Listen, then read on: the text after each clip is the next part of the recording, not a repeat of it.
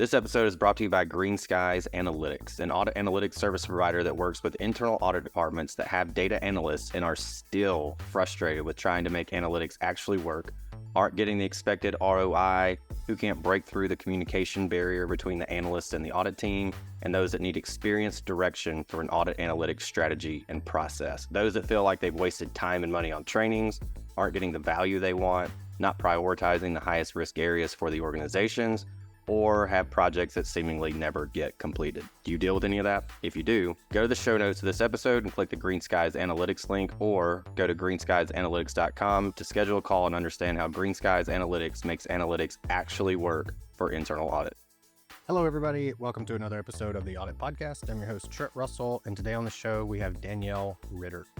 Danielle formerly led the internal audit team at Instacart, and now she leads the team at GitLab, which is one of the reasons we wanted to have her on. We reached out to her shortly after she joined GitLab to understand, and what we want to talk about on the show, what was priority one for you on day one at GitLab as the CAE, what the next 99 days look like, what advice would you give others who are coming into a similar situation? I think it can also be helpful for CAEs to think about how they could prioritize, even if they've been in any given area for 5 years or whatever the case is. And Danielle also shares how she has her team building relationships within the organization. It's something that we talk about a ton on the show. It's usually at like a CAE level, but Danielle has some practical, tactical ways of having her team build relationships within the organization also. So we definitely want to hit on that. And then a bit of a hot topic right now is, all right, AI's here. How are you coaching your staff to be ready as an internal auditor in the age of AI? With that said, here we go. All right, Danielle, the question we've been asking, I think for pretty much every guest for like 2 years now, AI use cases for you. How are you using it in your personal life, and how are you using it professionally also? I used it in my personal life to do some tax loss harvesting strategy for some RSUs, stock options that I had granted my last company. The stock had been fluctuating a bit. At the end of the year, I realized I had sold a bunch, was going to have a big tax bill. So I let ChatGPT help me figure out how much I should sell at a loss so that I could reduce my tax liability at the end of the year. So that was kind of fun to have that help me do that. Very I nice. just got access to Claude Cowork at my company, so that's been a huge game changer personally as well. My 2 daughters, their school calendars came out last week for next school year, and, it just magically posted calendar invites in my calendar for every single day I needed to remember the kids don't have school, which I think is gonna be a game changer. Because in the past, I'd forget and be like, "Oh, shoot, the kids don't have school on Monday. What do we do?" Well, now it's all in my calendar. There are days where, like the mornings of, I'll wake up, go about my day, check email, and there's literally 30 to 50 calendar invites, and I just start to freak out, like, what is going on? And then notice, of course, it's that time of year. They're all for my wife. It's always during like summer camp season for kids, or like you said, the new schedule comes out for school and everything's blocked. The new schedule comes out for the gym. Here's all the dates for that, and so yeah, that one's going to be big at the Yeah. Russell Yeah, household. sports schedules start coming out and stuff, right? That was just, like, such a time savings from an admin standpoint. Yeah, because you used to have to like even you could get on like Gmail, you could go and find like federal holidays and download those to your calendar. Or like we would always download the Alabama football schedule to the calendar so we knew what was going on there. So yeah, that's made that significantly easier. Okay, perfect. Yeah. Yeah, then I would say work-wise, I mean, I've been using it a ton. We're just now starting to run metrics on, our usage both within we use Claude at GitLab, so Claude usage as well as we use Glean for our internal searches, and I'm happy to report I personally am up there in the champion status of usage, of Claude internally.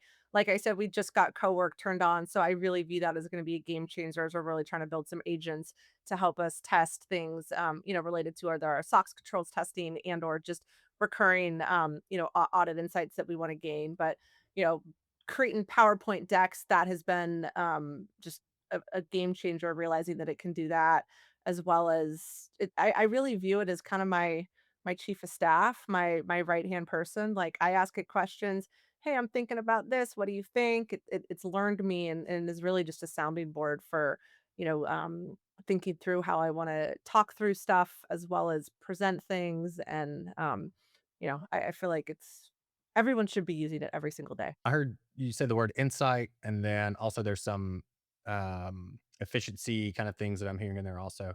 How are you balancing, like, from the CAE level, the strategy and approach with AI relative to, do we spend more time on insight gains? Or do we spend more time on efficiency gains? You know what I mean? Like, relative to the use cases for AI. I hear different things from different audit leaders. I was just curious where your head goes. I think it's should be really both.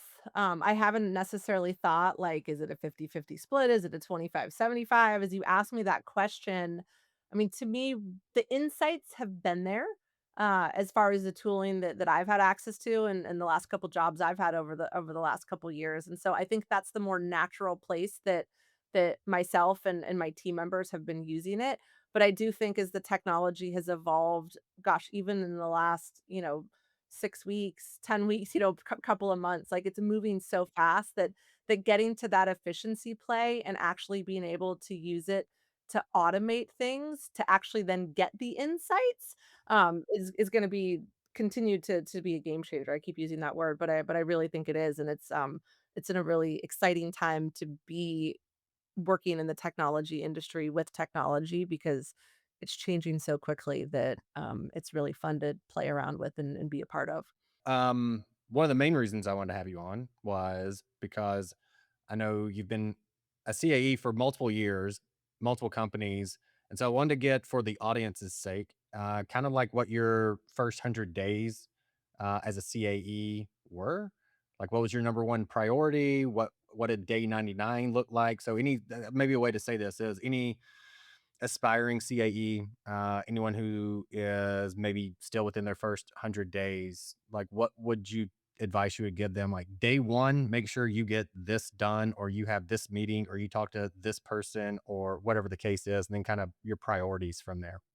Yeah, yeah, I'd love to share that with the audience. I day 1, I would summarize that as listen and learn, right? Just understand from stakeholders, what's the perception of internal audit? What's their experience in working with internal audit? What do they want from internal audit? That's really insightful information to have as you kind of form your strategy.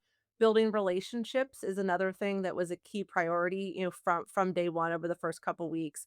Thankfully, my team was great and kinda gave me the laundry list of folks that they felt I needed to meet with right away, really build those relationships. Relationships are key in everything we do. I think it's really important for people to see the human side of me, for me to see the human side of my peers, and to build that relationship so that when we need to have a difficult conversation or I need that relationship in order to be productive, it's there and established, and we can have a professional working conversation, on topics that we would need those relationships for. Without those relationships, it's so much harder to pick up the phone and call someone and be like, "Hey, I need something from you," or "Hey, like, mic drop, I see this risk. What do you think about it?" Right? I think having that was critical.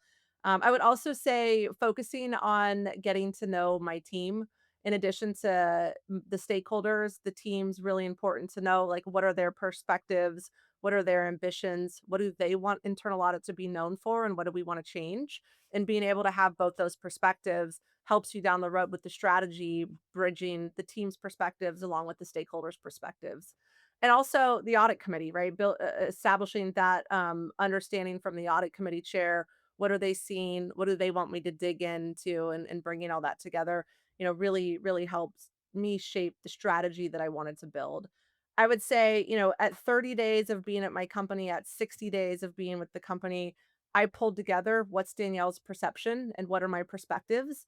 I shared that with our CFO. I shared that with my peers. I shared parts of that with the audit committee chair, right? As far as like, do I have this right? What am I missing? What other insights do they want to share? Did it trigger any thoughts that I should know? And I also shared it with my team for the same reason, so they could see where my head was at and where I was really trying to go to onboard and frame how we wanted to operate going forward. I also really looked for, like, quick wins. and wanting to make sure that I could show the impact that I could make to really establish that credibility up front, and begin to bring that all together. Maybe the answer to this is get the quick wins, but I know there's people who've started as CAEs and they think, okay, C-suite, hey CFO, let's talk. CEO, let's talk.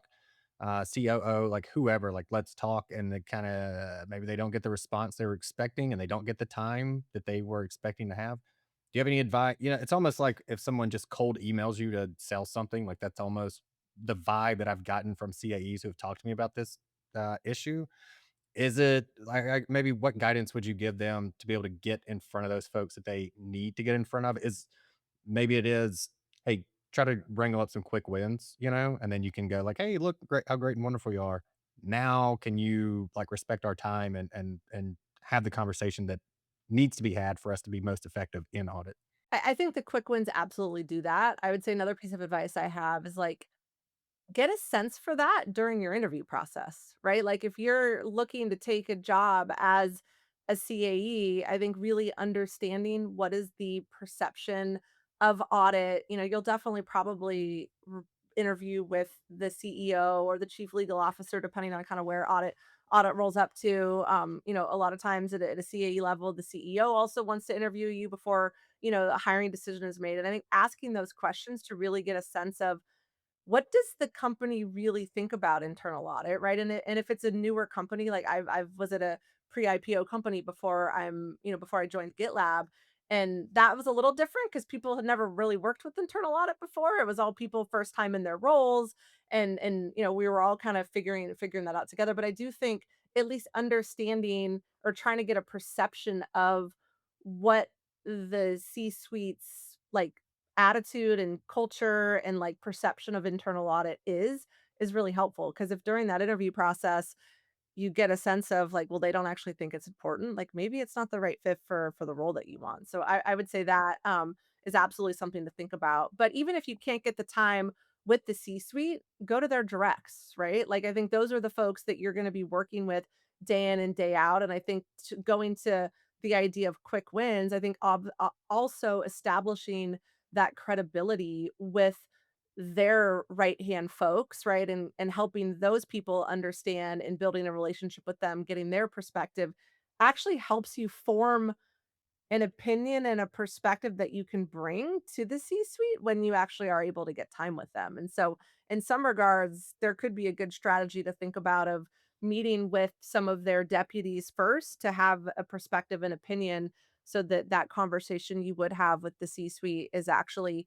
fruitful versus you going in cold without any insight that you can kind of piece together from their perspectives and what you're sharing with them. I appreciate that. I know there's people listening that appreciate that also because it is a problem that people have. So thank you for sharing that. For those quick wins, I'm sure they had to have actually added value for for them to matter. And I know you talk about audit must bring value to the organization. How do you define value? Is it just a feeling?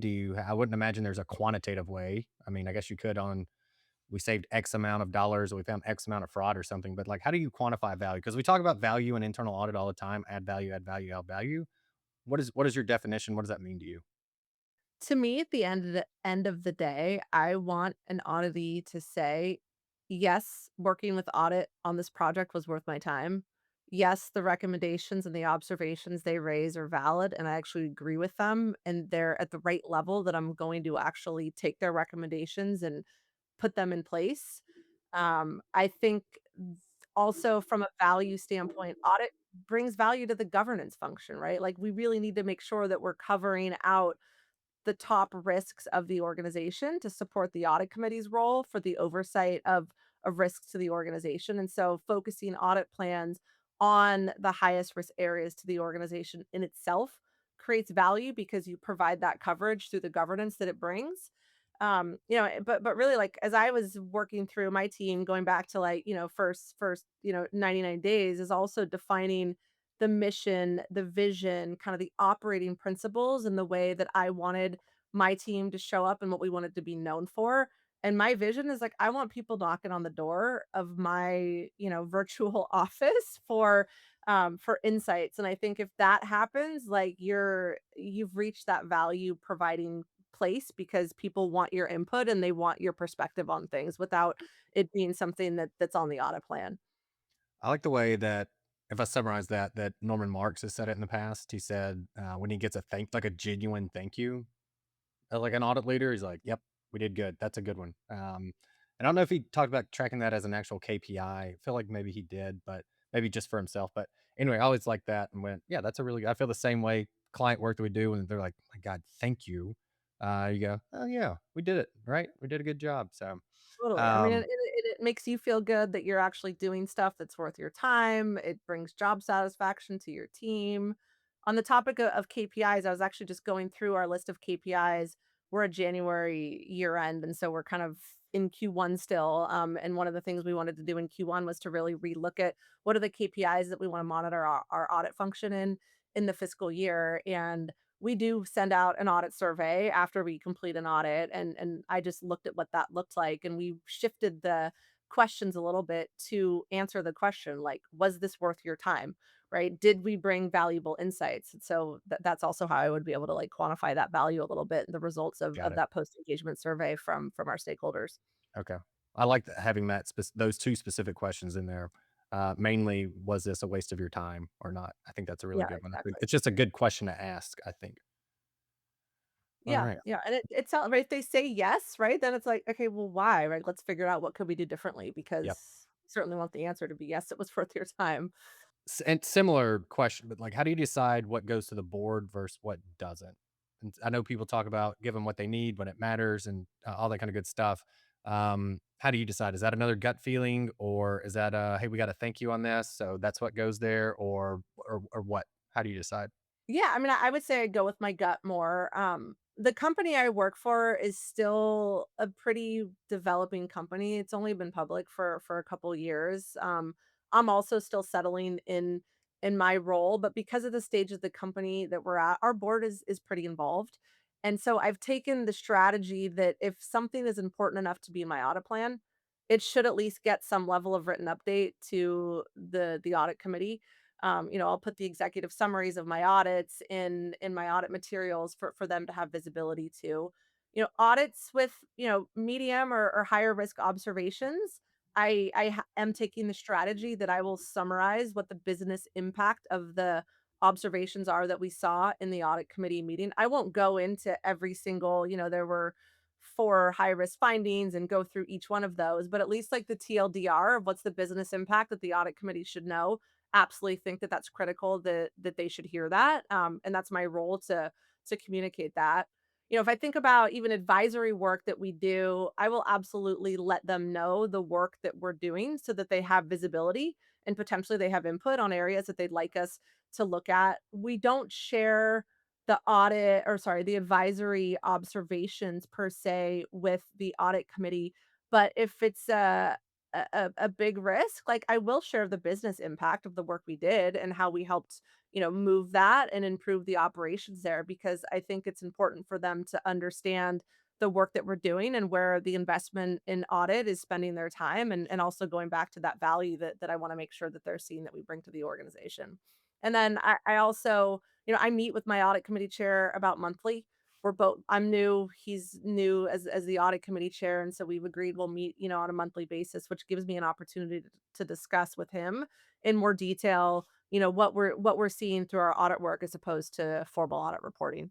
I want to bring it back to relationships because I know you have a tactical way of doing this within your team. And so, like, we talk relationships on the show all the time, and I try to get down to the tactical, practical. How do you do this? If it's like, I make sure every 2 weeks that I send a note to somebody that's on this list of people I need to maintain a relationship with, or something like that. Whatever. I mean, whatever. There's no shortage of ideas there, but I did want you to share with the audience how you are helping your team build relationships within the organization. I'd love to share that. This is somewhat new for my team since I've been here, so I've really had to challenge them and also guide them and help them understand the importance of that. I think that it's critical for us to have relationships at all levels of the organization to help us gather, risk intelligence and make sure that we're really focusing our audit areas on stuff that matters. To kind of help coach them and kind of build that muscle earlier this year, I gamified it. We did a coffee chat challenge. I said, hey, whoever goes out and has the most coffee chats over this month period, we're gonna give, a gift card to our swag store. Whoever brings back the most insightful piece of information that actually allows Mm, us to adjust our audit program, also going to give you, a swag certificate. And I that's super reserve good. the right to, you like that one? Yeah, that's really good. I've not heard that. That's good. Yeah, yeah, insightful. Because I mean, it's one thing to go out and have conversations, but like the objective of the meetings is to gather risk Yeah. intelligence and share perspectives and help them better understand what audit's doing, right? And so to be able to bring back the like good insights and perspectives, I think is one of the key reasons you want to have those relationships, to be able to help you focus your audit on areas that really matter.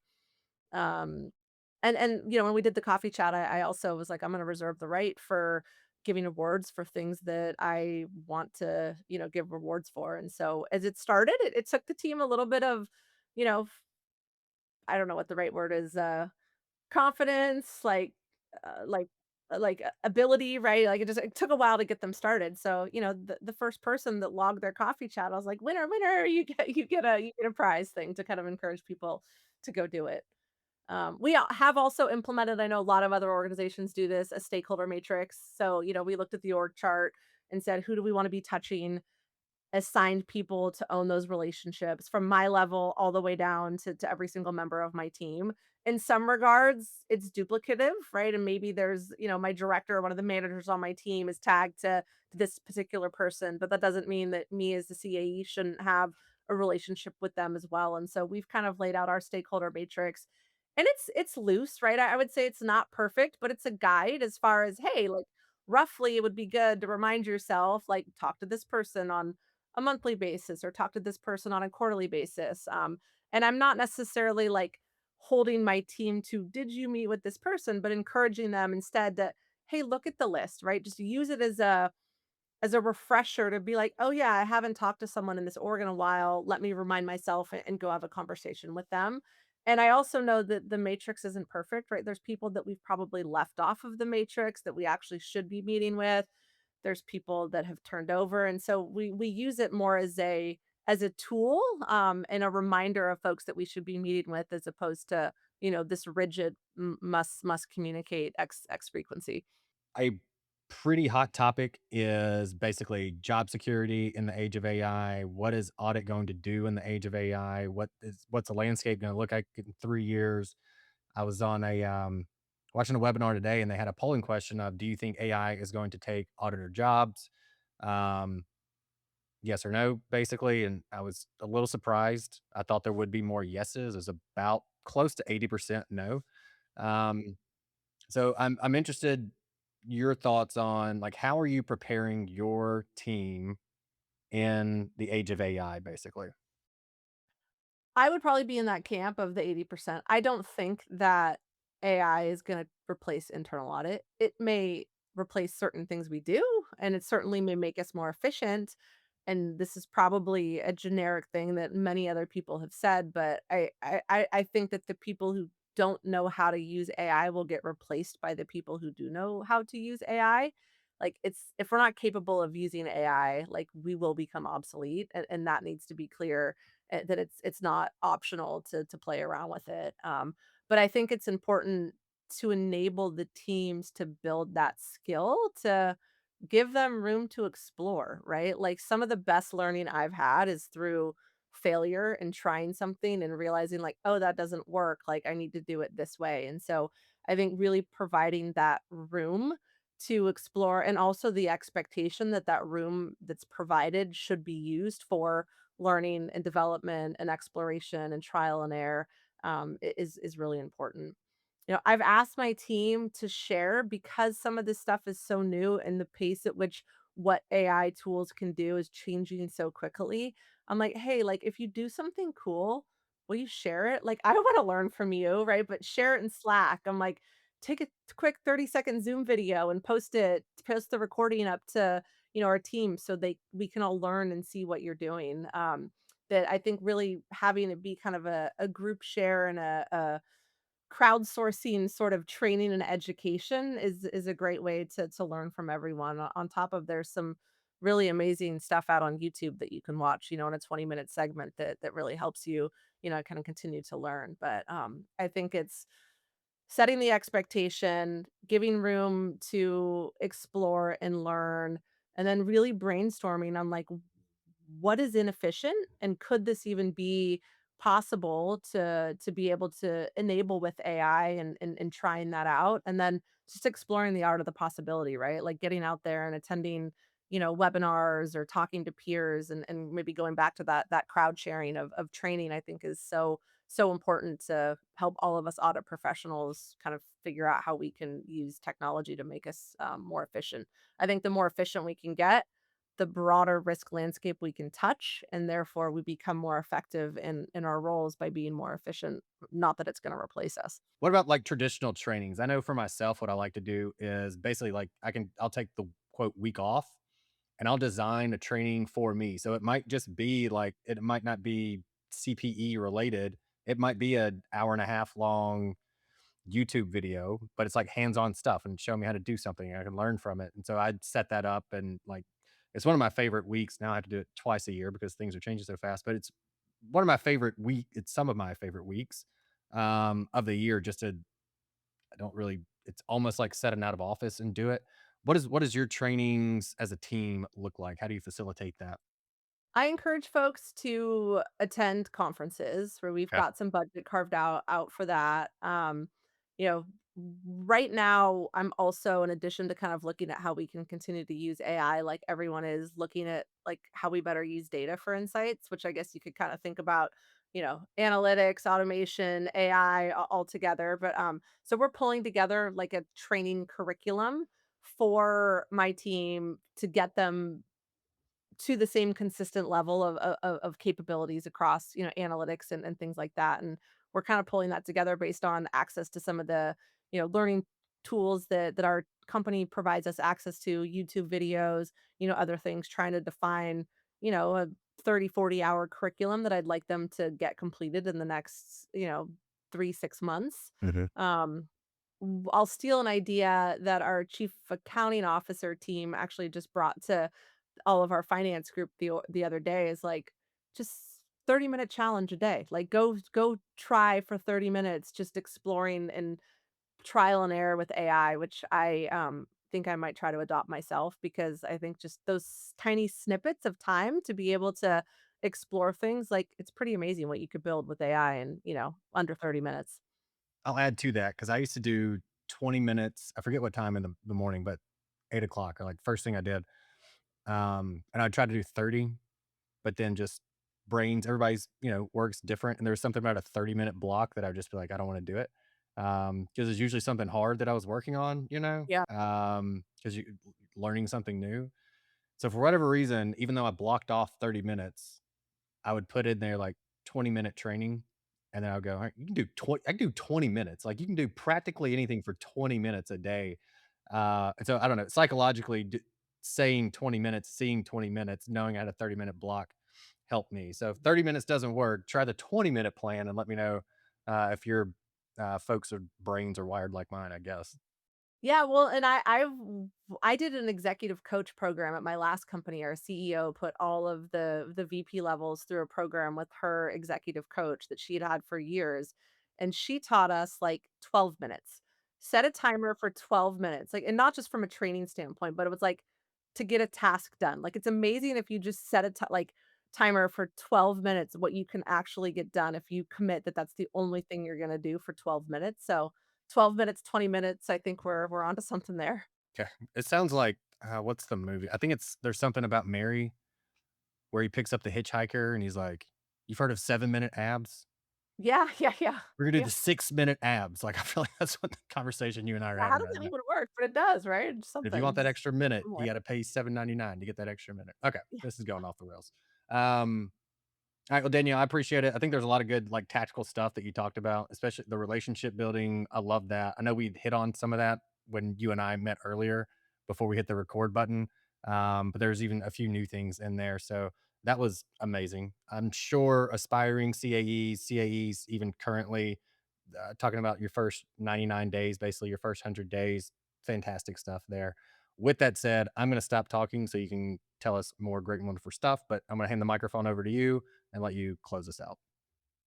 Yeah, I mean, I would just say, I think the question you told me to be prepared for was like, what do I want to leave the audience with? And I think something that I've been working on, I've been doing this for almost 25 years, is like your job and your career does not define who you are. And it's taken me a long time to figure that out.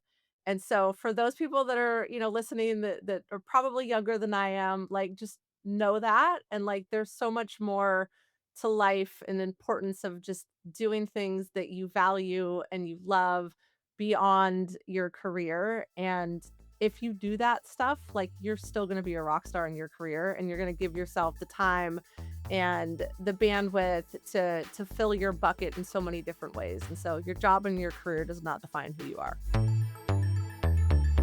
Hey everyone, thank you very much for listening to this episode of the Audit Podcast. Whatever platform you're listening on right now, I'm sure there's a subscribe button somewhere, so please hit the subscribe button there. If you're listening through iTunes or Spotify, feel free to go give us that 5-star rating. It only took me about 16 seconds to give myself a 5-star review, and it really helps to get future guests to come on the show, so we'd really appreciate that. Lastly, be sure to check out the show notes and follow us on all our social media channels on Instagram, on LinkedIn, and on TikTok. Also, if interested, please sign up for our weekly newsletter from the Audit Podcast. Thank you all. Have a great one.